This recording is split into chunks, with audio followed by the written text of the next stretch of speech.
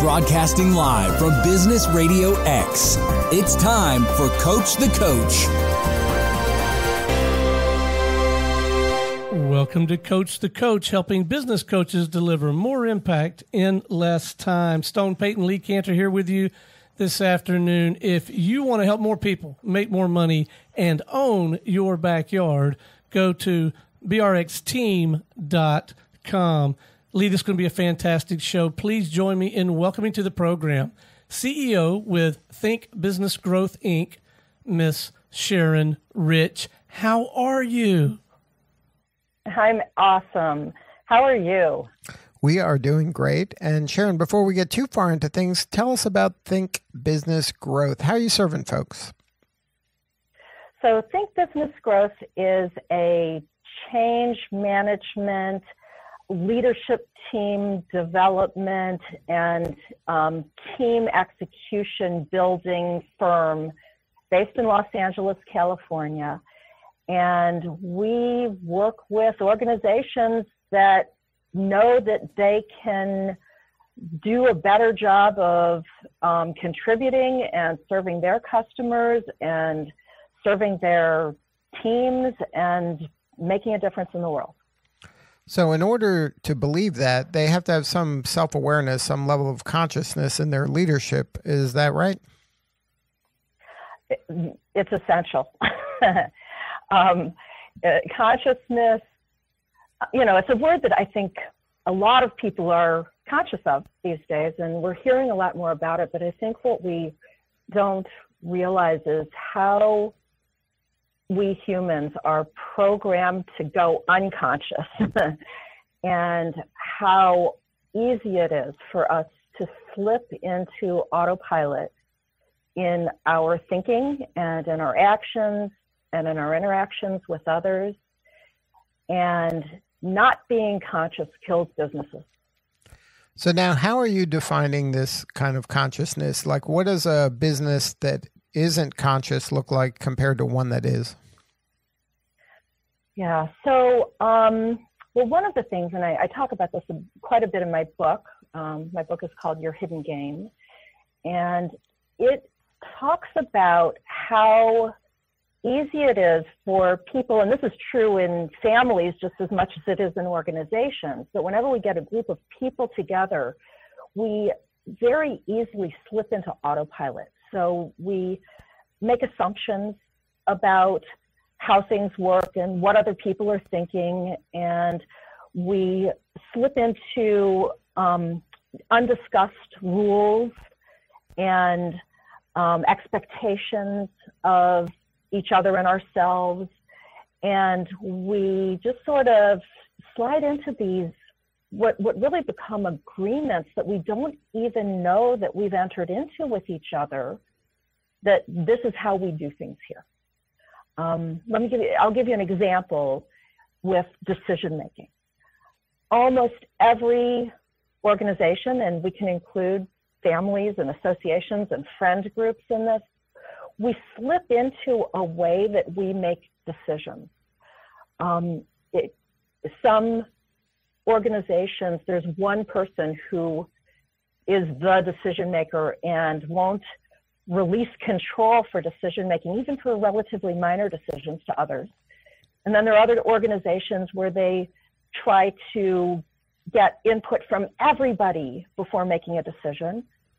And there are organizations that never actually land on a decision until there's a crisis.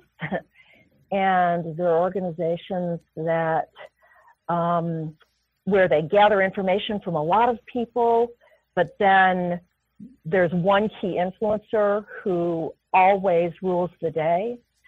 And the thing that's important here isn't how we're doing it, but it's that we're not aware that we have this pattern, and we're not questioning whether or not the pattern that we have of making decisions is actually serving our desired outcomes or our clients or our teams. So we're just kind of on autopilot, going through the motions of something that has always been, rather than kind of being mindful and being in the moment and assessing the situation as it's happening? Exactly. Exactly. Now, do you see these kind of behaviors in companies that are more of this old school command and control? There's a hierarchy. There's somebody that's the boss that is wise, and then the workers are doing the work kind of mindlessly. Are those more susceptible to this kind of behavior? Well, certainly more so, but we all are susceptible to it. I think consciousness isn't a one and done. It is about being rigorous with ourselves continuously to bring ourselves into conscious awareness of what we're thinking and what we're doing and how we're interacting. But yes, of course, in organizations like that, it's more baked in and it's much more difficult to break out of the habits and patterns of not thinking and not questioning and not evaluating. But in today's world that requires such nimbleness and agility, is it possible to manage by force like that, where, hey, I'm smart, just do what I say and shut up, rather than kind of more organically and including other people and, getting the whole ecosystem involved in things? Well, people try, I personally, I don't believe anymore, because the world has changed and the way people think has changed and the way people act and interact has changed. I don't think that style can allow an organization to reach its full potential. So organizations certainly do survive with that old school authoritarian, control and force kind of management style, but I don't believe that they can possibly get the highest level of performance out of their teams or get the full information and understanding of the context that they're existing in that they need to really deliver on their vision and mission. Well, it's good job security for you, right? As long as those organizations exist, it'll give you something to do. Yeah, pretty much as long as humans exist, there is work for people like me to, and there's a way that we can serve to help people and teams to continue to move to their next level of effectiveness and mindfulness and consciousness. So. Now, is that how you get brought in? Maybe the leader has some self-awareness and buys into this consciousness, and they have some employee or manager that is more kind of old school and they want to get that person to the next level, so they bring in your organization to help coach him up? Or is that some of your work? Sometimes. I mean, usually there is someone in the organization. Sometimes it's the CEO. Often it's the COO. Often it's the operational person who is really accountable for the way the organization is executing, who has the awareness that, boy, we need to work on how we work together here. And we need some outside support. We're not doing this on our own. More often, I tend to work collectively rather than individually. I find that I can get the fastest, most stable and sustainable change in organizations by working with the entire senior leadership team, or with those middle managers who are so used to working in silos and aren't necessarily seeing the overall business problems and opportunities and constraints and needs. And by working with them as a group, we can create real fast but solid culture change and bring the whole organization into a higher level of consciousness and function. And that's what's needed in order for this to stick and to really permeate the organization, right? It has to impact the culture. It can't just be a tactic. Right. It can't just be a tactic, and you can't do it individually. It has to be cultural.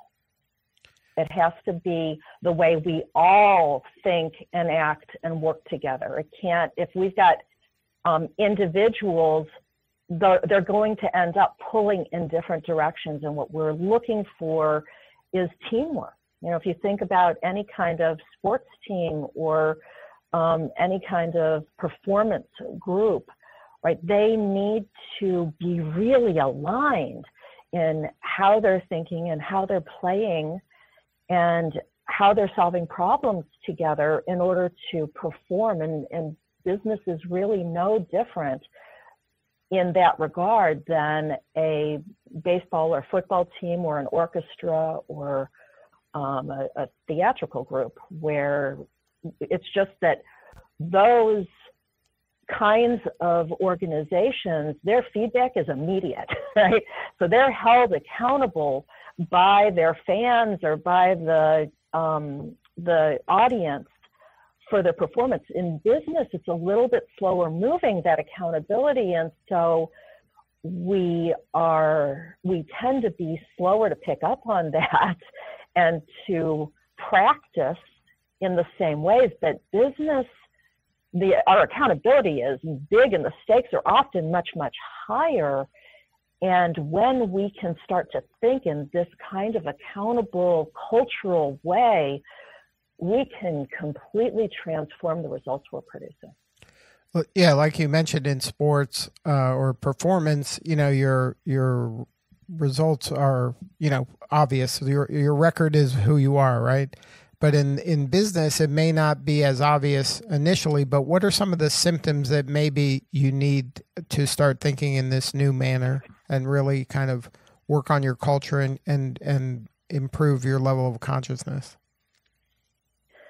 So the symptoms that you can observe in your organization is, you know, often it shows up in conflict, right? Where there are breakdowns between people or breakdowns in the flow of information or your organization's ability to meet deadlines or hit metrics or solve problems.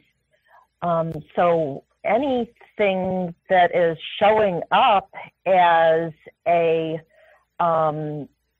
failure or a slowdown or some kind of area of underperformance points to an opportunity to improve the way that we work and to look at where we've slipped into unconscious patterns that might have worked beautifully at one point in time, but maybe don't in our new set of circumstances.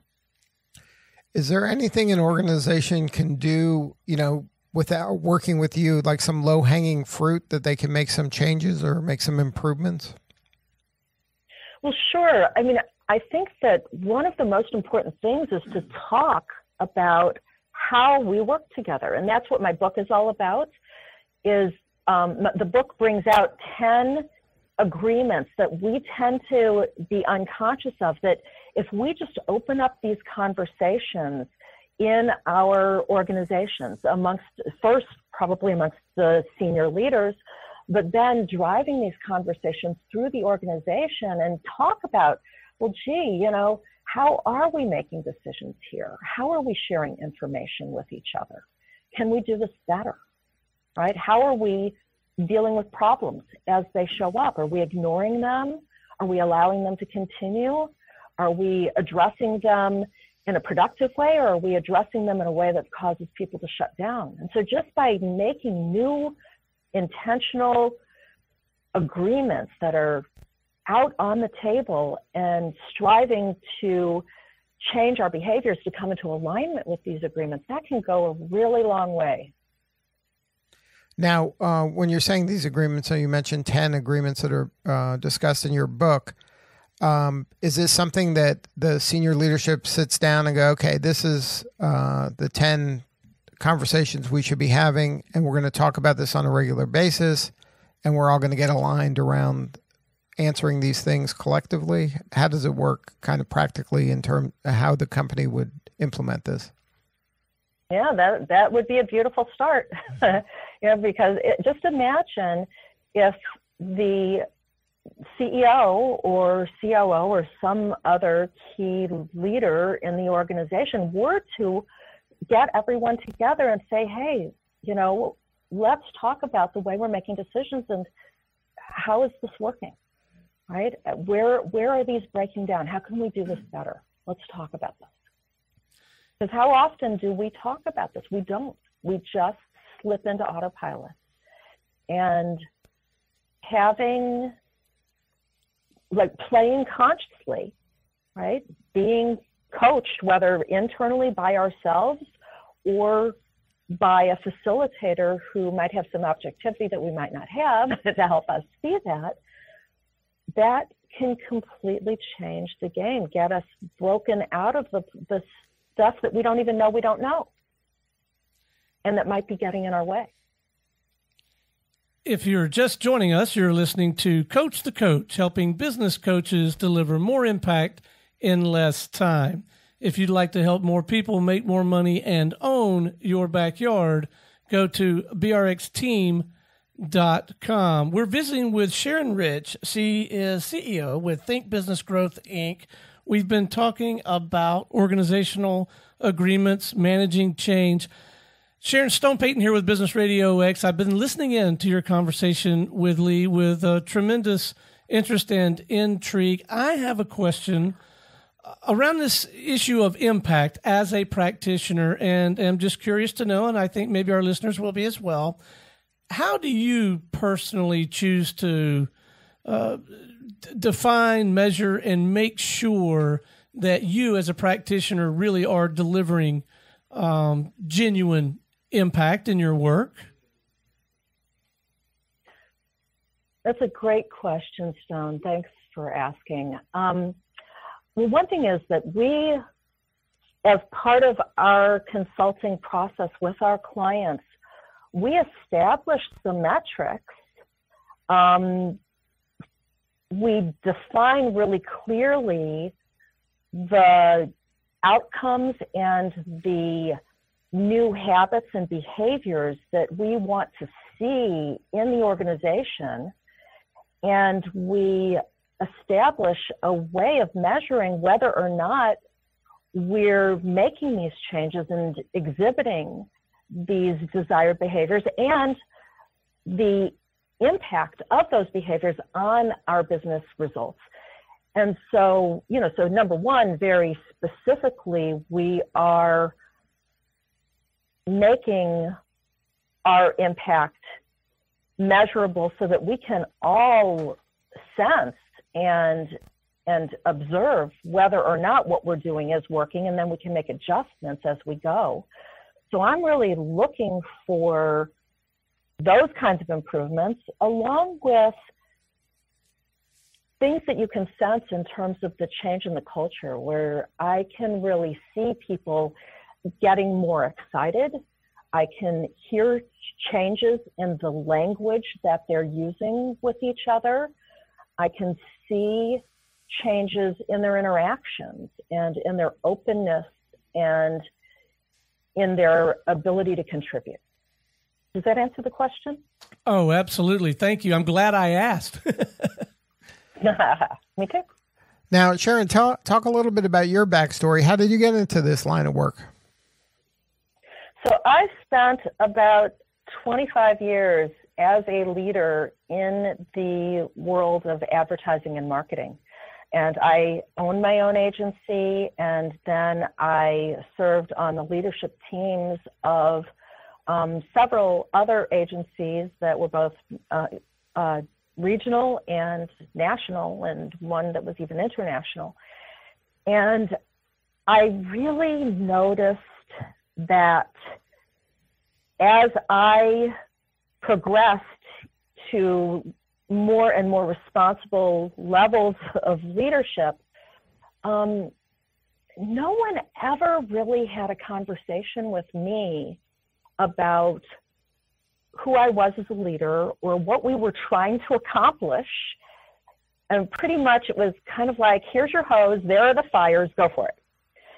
And over time, I started to see that I wasn't the only person who was sort of falling up into leadership roles, but without any kind of conversation about how I can succeed here, what success looks like, what kinds of tools I might leverage to accomplish what I'm presumably here to do. And that is what, that in going through a really botched or mishandled change in an organization and seeing the impact on the organization, its clients, the team, everybody, that really drove me to do this work and help other leaders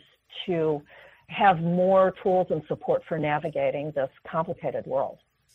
Now, coming from a marketing background, does that help you in your consulting because you have that lens as well?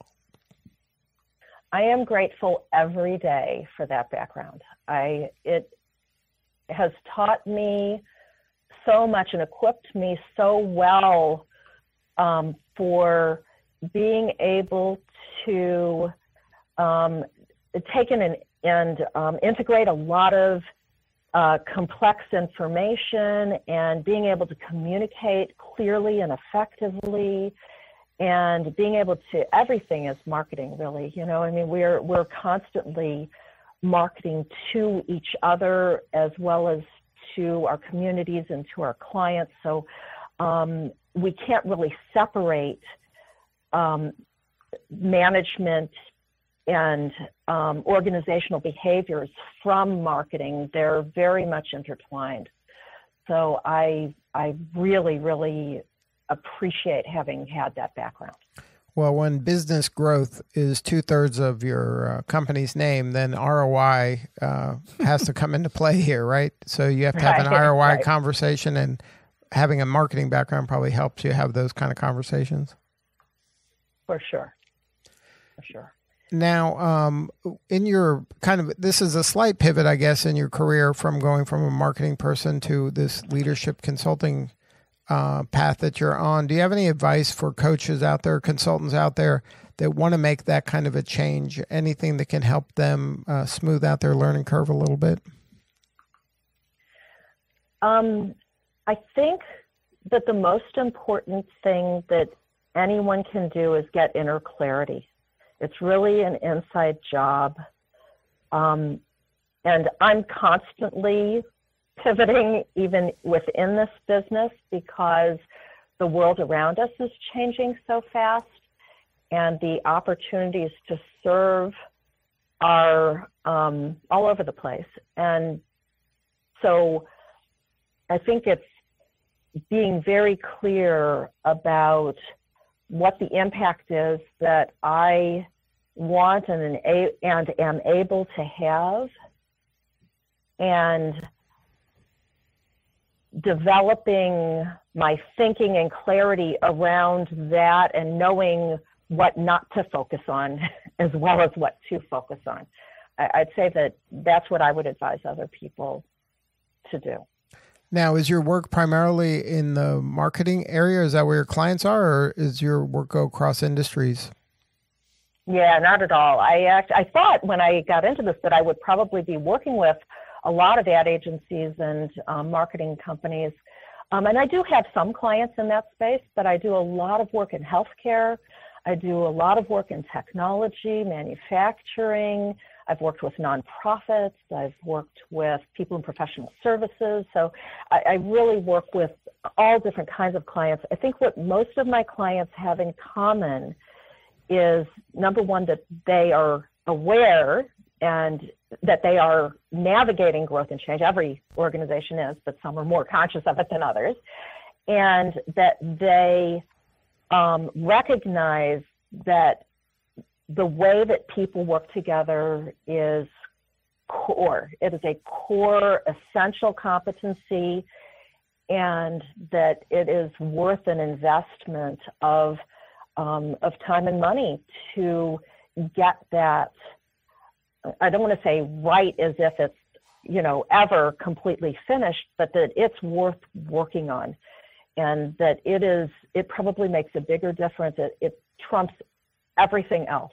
That if we get our culture right, if we figure out how to work together, then we can navigate anything. And so that's really what my clients have in common, regardless of what industry they're in. Now, if somebody wanted to learn more and have more substantive conversation with you, what are the coordinates, and maybe get a hold of your book as well? Yeah. So my book is called Your Hidden Game, and it is up on Amazon, as well as other platforms. I can be found at www.thinkbusinessgrowth.com, and I can be emailed at sharon@thinkbusinessgrowth.com, and I welcome conversations and, opportunities to meet and collaborate with new people. Well, Sharon Rich, thank you so much for sharing your story today. Thank you. It was a pleasure. All right. This is Lee Cantor for Stone Payton. We will see you all next time on Coach the Coach Radio.